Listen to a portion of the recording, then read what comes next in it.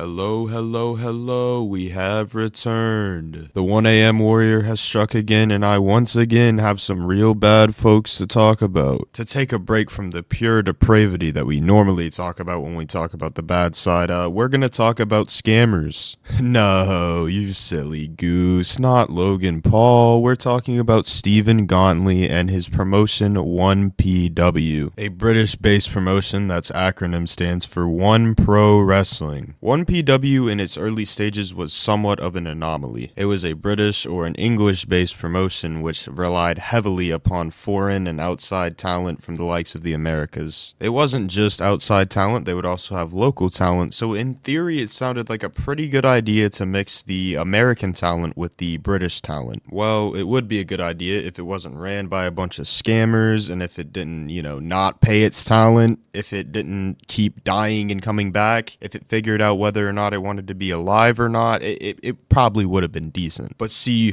1PW had a problem. It was all of those things. And don't just take my word for it. Let's go back to our roots and let's check out the cage match comments on certain companies. I'm not gonna lie, I didn't know cage match had comment sections for companies, but here we are. Team me up, Miles Smith 22, because he wrote, "This promotion can get a 0 because the owner is a scumbag stealing money from fans, not paying the talent. The relaunch was actually going well, but then for the second time he got caught being a scumbag. So yeah, never let Stephen Gauntly own a wrestling promotion. Please use some commas, bro." I attended 3 shows from the relaunch. It was headed in a good direction, but Steven had throw it all away because it's such a stupid choice. What the Use some commas! The talent they had to relaunch was a good mix of international and local talent. The champions that they had was the right choice. Not sad that 1PW is dead. Far better shows out there. I'm not gonna lie, I had a little bit of a stroke reading that, but the point got across. Hopefully I can read this next one properly because Benny 5 Bellies decided to write, "Do you like promotions that steal your money? Don't pay talent and do a runner when everything starts to catch up with them? If so, then 1PW is the company for you. I am sure they will reappear at some point, and if you decide to give them your money anytime before 5 minutes until bell time, then you need your head wobbled. Even if they do run, you can expect the workers to put no more than 60% effort in." Jesus Christ, 5 Nico Shuffle wrote the Bible, as he said. UK-based promotion that started off with quite a bang, attracting a lot of overseas talent that more often than not went over a lot of homegrown stars. It always felt like this promotion lacked a true identity, putting on quite gory contests for a while, attempting to be the British ECW before dropping the idea and trying something else. The promotion lost a lot of momentum along the way and moved its base of operations elsewhere, as well as downsizing its venues before closing for good. They also managed to produce some of the most badly produced and edited DVDs I've ever personally viewed, that somehow managed to get picked up by and sold in a major media store. He decided to put an edit into his comment here. So after 1PW has folded yet again, what was it all for? Yes, their newest shows were at least watchable and had big drawing talent on them, although they still didn't have much to tell them apart from any number of mid-tier UK indie promotions. And yet again, it seems mistakes from the past carried over into this installment of 1PW, with talent and fans being screwed over yet again. Changing my rating from a 6 to a 2, as this promotion is one of the most untrustworthy promotions ever. Please, 1PW, don't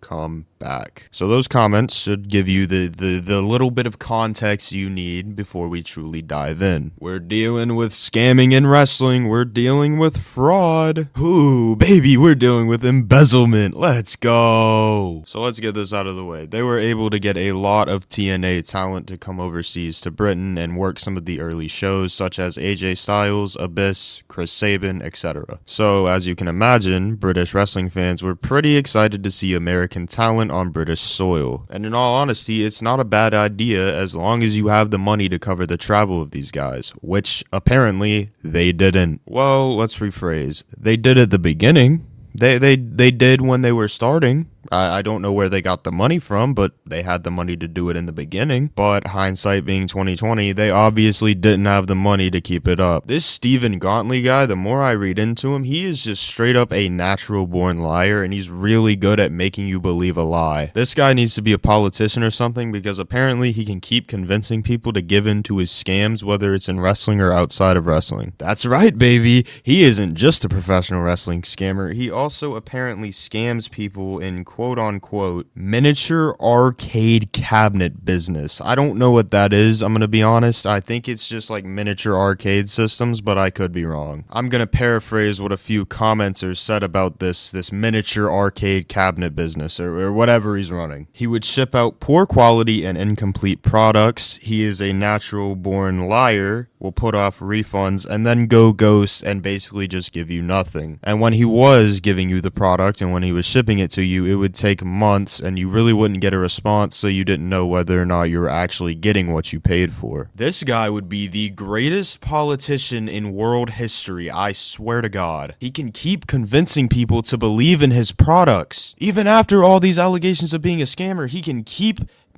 people still fall for this. He is so good at lying. Okay. We're getting off topic. Let's get back to the wrestling situation. So basically, with 1PW, he just didn't pay his talent. Most of the time, he just didn't pay him at all. And if he did, he barely paid him and he shorted him a lot. Keep in mind, we're still just talking about the original run. We're not talking about all the died and come back, Lil Uzi Vert died and came back type shit.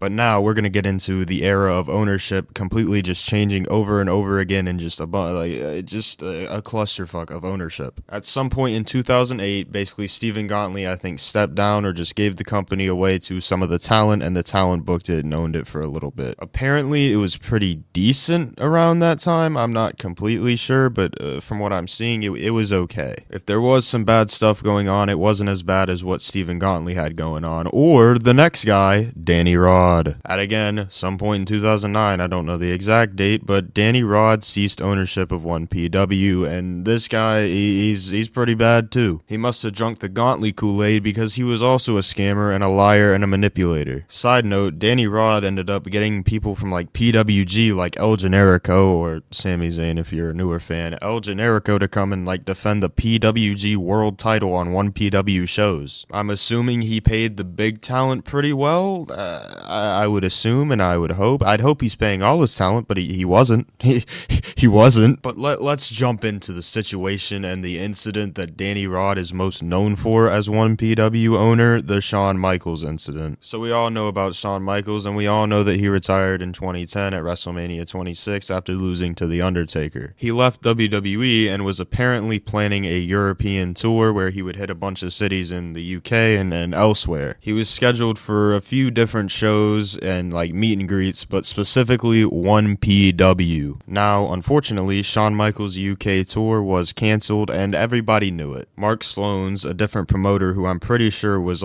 promoting a meet and greet, was gonna have Shawn Michaels there, but then he announced that Shawn wasn't gonna be in the UK. So Mark Sloan's was doing the right thing, and he refunded everybody, and he did the right thing. He gave everybody their money back that was gonna come for Shawn Michaels, because Shawn Michaels wasn't coming. Pause, by the way, no diddy. But what did Danny Rod and One Pro Wrestling keep doing? They kept advertising Shawn Michaels. Imagine being a mother of a 7 or an 8-year-old kid, and his favorite wrestler is Shawn Michaels, and he doesn't come over there often. So when you see that he's coming to the UK, and you see that he's coming to One Pro, and you decide to be a good parent and take your kid to one of these shows, and then he's just not there, that's more heartbreaking than John Cena basically saying fuck them kids and aligning with Dwayne. As anyone with common sense can imagine, he got a lot of controversy for this. Danny Rod, that is. Yeah, bro, it was cooked. It was cooked. He basically played the victim card and said that he was a part of this multi-level pyramid scheme of a scam. Basically, after knowing he couldn't bullshit his way out of this situation, he just went silent, and One Pro closed their doors. What did you think was gonna happen, jackass? You were advertising somebody that obviously wasn't gonna be there. What did you think was gonna happen? Side note, early days One Pro was in Wrestling Revolution 3D, where you can basically just sign anybody as long as you give them their money on their contract. That's like me every time I'm in Wrestling Revolution or Wrestling Empire, and I'm just trying to sign up all the good talent. I'm throwing them a bag, right? And